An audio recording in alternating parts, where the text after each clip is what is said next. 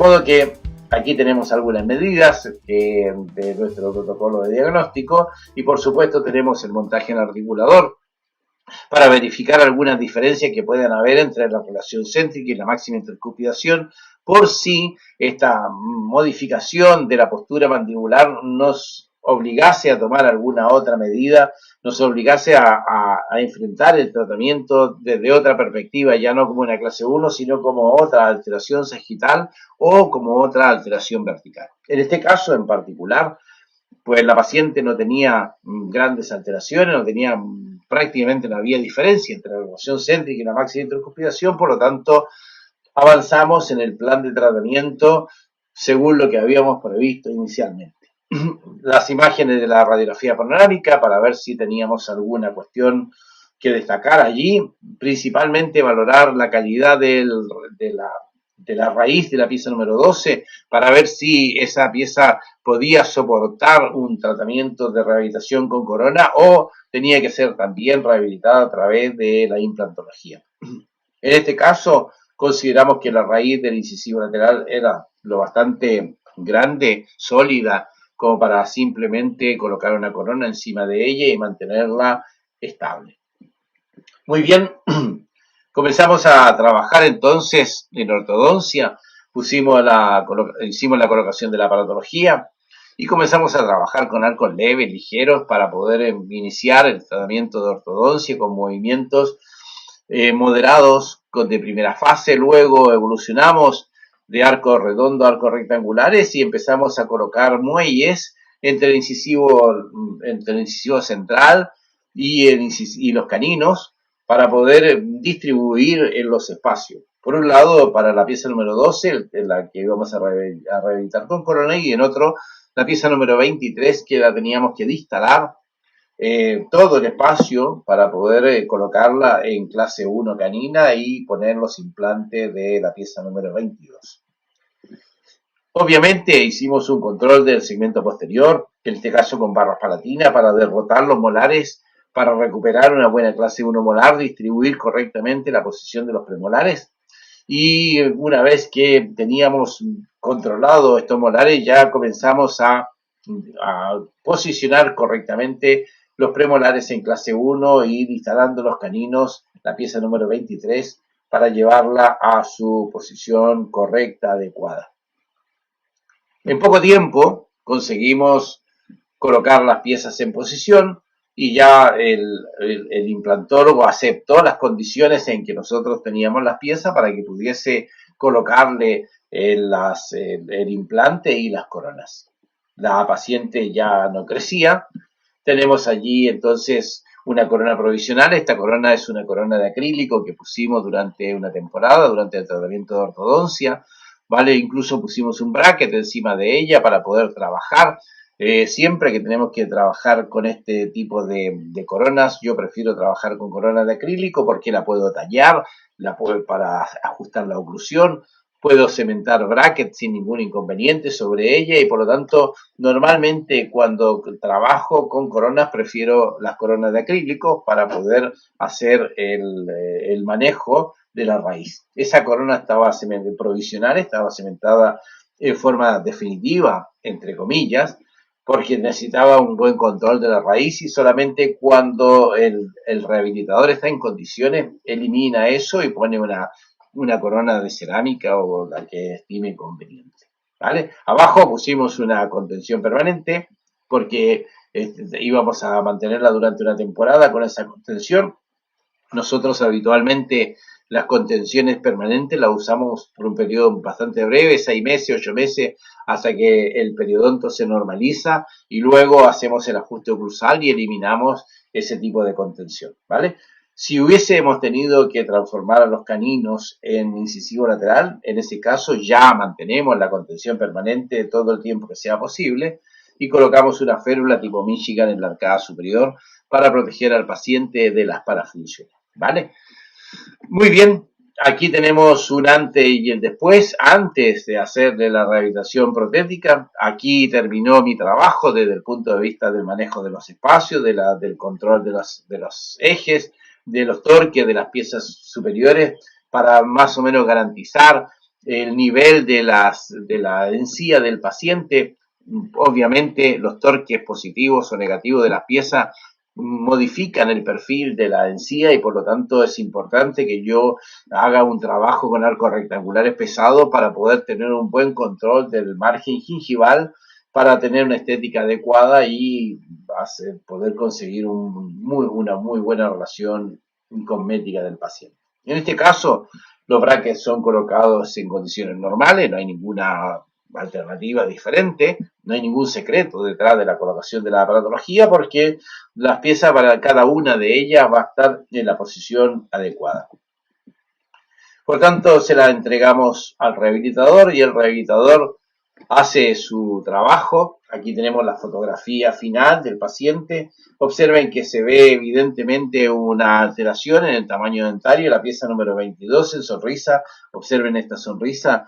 La pieza 22 es evidentemente mayor en altura que, perdón, la pieza número 12, mayor en altura que la pieza número 22.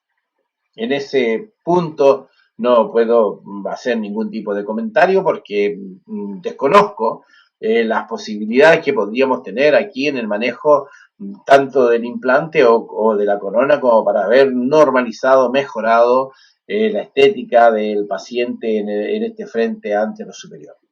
¿Vale? El perfil del paciente muy bonito. Ya les decía que se trata de una paciente que no tiene ningún tipo de asimetría, es completamente armónico desde el punto de vista del esqueleto y por lo tanto nuestro trabajo ortodóntico se podía realizar con total tranquilidad, porque el terreno donde nos estábamos moviendo era el más adecuado posible. Y este es, al final, pues la situación de la paciente al final del tratamiento. Como crítica podríamos hablar, por ejemplo, como crítica de mi trabajo, podríamos hablar, fijaros, aquí tengo un problema de una pequeña recesión, ¿vale? Se observa perfectamente que el paciente no tiene encía adherida, está prácticamente la unión mucogingival, donde termina la corona clínica del paciente. Aquí tendríamos que ponerle algún tipo de injerto, aumentar la encía adherida para que no tengamos ningún tipo de recesión en el futuro. Esto puede haber sido un problema de torque, de manejo de la raíz del premolar, ¿vale?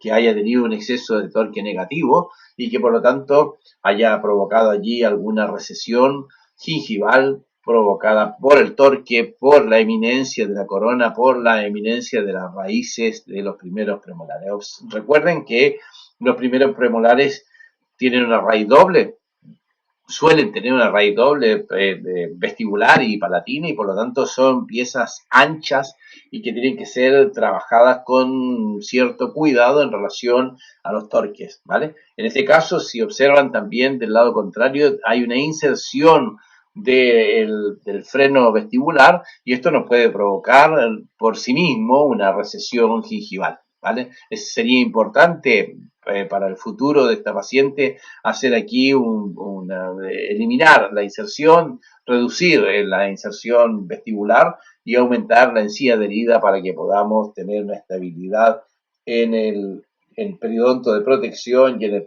periodonto de inserción de la paciente. Este es el resultado, más o menos feliz o más o menos infeliz, como lo quieran ver, desde el punto de vista cosmético, cuando conseguimos distalar al canino y recuperar la posición del incisivo lateral. Repito, esta es la mejor opción que podemos tener desde el punto de vista de la oclusión.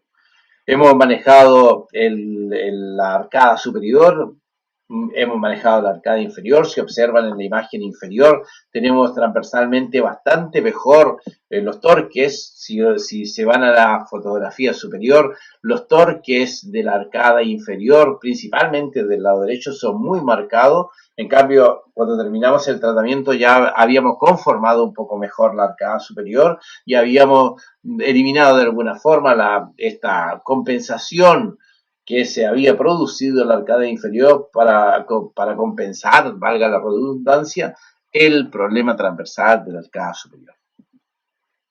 Como segunda opción tenemos el cierre del espacio, es decir, en vez de crear las condiciones para transformar el canino en canino, vamos a modificar la vía de trabajo y vamos a transformar el canino en incisivo lateral y el premolar en canino, ¿vale? Y para eso vamos a usar las imágenes de una paciente también en fase de crecimiento, ya prácticamente al fin del crecimiento, una paciente de 15 años que tiene este aspecto, ¿vale? Desde el punto de vista del perfil, tiene un perfil recto, tampoco tiene ninguna alteración. Desde el punto de vista de asimetrías esqueléticas significativas, todo lo contrario, está bastante bien equilibrados los tejidos, ¿vale? Tanto en la imagen frontal como lateral. Observen que la proyección de los labios desde el punto de vista sagital es bastante buena.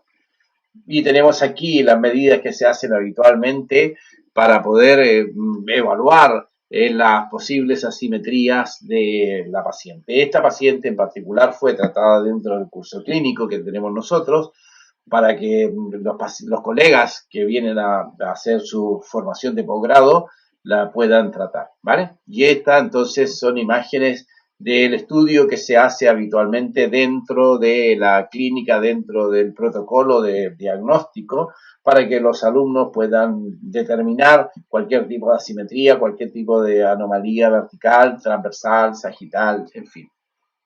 En este caso, la paciente no presentaba ninguna de esas alteraciones. Aquí tengo una sonrisa forzada, simplemente para ver la línea media superior y ver la línea media inferior en relación a la fase, a la cara del paciente, para ver si había alguna alteración, algún desvío de la arcada superior o de la arcada inferior. En fin, tenemos imágenes bucales. Observen que en este caso la atrofia del maxilar superior es muchísimo más evidente que en el caso anterior. También tenemos unas compensaciones severas de la arcada inferior, por lo tanto, aquí hay una evidencia clínica del problema transversal del maxilar superior. Necesitamos hacer un tratamiento ortopédico, estamos al final del periodo de crecimiento, necesitamos hacer un tratamiento ortopédico para ensanchar el maxilar superior, poder descompensar la arcada inferior, verticalizar los segmentos posteriores, ¿vale? Que si lo hiciésemos directamente, sin hacer ningún tipo de trabajo ortopédico, probablemente nos quedaríamos en borde a borde en el segmento posterior o en mordida cruzada. Por lo tanto, tenemos un problema transversal, tenemos un problema sagital, tenemos problema de ausencia de pieza dentaria, y esto puede de alguna forma también ser el factor etiológico en alguna medida de la atrofia del maxilar superior. El hecho de tener agenesias, ausencia de pieza, también de alguna manera está inhibiendo al desarrollo transversal del maxilar superior. Bien, observen en las fotografías laterales también la retroinclinación de los incisivos y la falta de reborde alveolar de la arcada inferior. Este reborde alveolar prácticamente no hay pared vestibular, prácticamente no hay una tabla vestibular que proteja esos incisivos. Se pueden visualizar perfectamente las raíces de los incisivos los centrales. Tengo una calidad de periodonto muy precaria en la arcada inferior, extremadamente precaria en la arcada inferior. Por tanto, tenemos un problema bastante serio en esta situación. En primer lugar, el problema transversal del maxilar. En segundo lugar, el apillamiento dentario inferior, la calidad del reborde alveolar inferior, y también tenemos que pensar en lo que es el overbite. Observen que en este caso, si yo hiciese un tratamiento virtual de la arcada inferior, no solamente me pondría en posición crítica transversalmente en la arcada inferior, también en sentido de protrusión, ¿vale? Podría quedar perfectamente en clase 3, los incisivos completamente por fuera de la arcada superior, por lo tanto tenemos una situación delicadísima desde el punto de vista de la calidad del reborde alveolar inferior. La paciente ya había terminado su recambio dentario, ya estaba en fase de erupción de los segundos molares, al final del periodo de crecimiento, por lo tanto ya tenemos aquí su análisis clínico dental, una clase 1 molar, en fin, ausencia, apiñamiento dentario, teníamos un apiñamiento dentario de menos 10, ¿vale? Muy severo, un torque negativo, bueno, lo que les he comentado del aspecto clínico del paciente. La cefalometría de Rique, la cefalometría de Yaravac, donde hacemos las evaluaciones, donde hacemos la descripción cefalométrica, y también sobre la cual vamos a hacer la planificación a través del VTO, las áreas de superposición, toda la rutina que hacemos habitualmente para poder tener un buen diagnóstico, una buena planificación. Tenemos un tipo de fichas predefinidos, todos son tratados de la misma manera, hacemos mucho hincapié en la cuestión del diagnóstico y la planificación, creemos firmemente en que no se puede entrar a hacer ningún tipo de maniobra ortodóntica en un paciente sin tener antes un detalle lo más acabado posible de su diagnóstico, de su planificación, conocer perfectamente la situación interna del paciente desde el punto de vista estructural, también desde el punto de vista estético de los tejidos blandos, en fin, mucho cuidado en el tema del diagnóstico, la planificación, el conocimiento de la situación del paciente. Hicimos los análisis pertinentes, no me voy a detener en estas partes del análisis de Jaravan o de Rickett, ya en otras conferencias, en otras charlas, hemos hablado sobre algunos detalles de estos análisis. Otro día, cuando tengamos un caso en particular, por ejemplo, con algún problema de crecimiento, nos vamos a detener a hablar algunos minutos sobre la información que nos dan este tipo de cefalometría, que son fantásticas para poder ayudarnos a entender el crecimiento del paciente. Por supuesto, el montaje en articulador, la evaluación del cóndilo desde la relación céntrica, la máxima intercupidación, en fin, todo ese protocolo de diagnóstico y nuestra planificación. En este caso, en particular, planificamos una disyunción, un tratamiento ortopédico en la arcada superior y luego un tratamiento ortodóntico para compensar el problema de la discrepancia dentaria, de la calidad del reborde vertebral, de la falta de overbite para poder rehabilitar al paciente en óptimas condiciones. De modo que hicimos nuestra planificación. Observen la calidad del reborde vertebral, lo que les destacaba, prácticamente se ven las raíces, tengo 10 milímetros de discrepancia dentaria inferior, tengo también un torque positivo de los incisivos superiores porque la atresia, la falta de desarrollo del maxilar superior, pues me tiene a los incisivos superiores proinclinados y a los incisivos inferiores retroinclinados, el típico aspecto de una clase 3. Sin embargo, la paciente tiene una clase 1 molar, ¿vale? Pero tiene en su desarrollo tenía un aspecto de clase 3 por una falta de desarrollo de la premaxila y por lo tanto los incisivos superiores proinclinados y los incisivos inferiores muy retroinclinados. En fin, avanzamos con el tratamiento de ortodoncia, avanzamos con los colegas que estamos en el curso clínico, avanzaron con el tratamiento de ortodoncia. En este caso, iniciamos el tratamiento con bracket autoligable, simplemente para que los alumnos puedan experimentar diferentes tipos de bracket, no por nada en particular, sino que simplemente dentro de la rutina de formación les pedimos que trabajen con bracket autoligable, con bracket metálicos normales, con bracket estéticos, para que tengan una buena formación, una buena información también de lo que son la aparatología y puedan manejarse con soltura con cualquiera de estos tipos de aparatos. De modo que comenzamos a hacer el tratamiento con extracciones tempranas porque tenían apillamiento dentario bastante severo. Arriba hicimos una disyunción y a pesar de la disyunción nos quedamos bastante cortos en la solución transversal ortopédica. Sin embargo, pudimos descompensar la arcada inferior sin llegar a tener problemas transversales ni problemas sagitales. Observen que estamos con una situación de borde a borde a nivel de los incisivos. Si nos descuidamos perfectamente nos podemos poner en mordida cruzada anterior.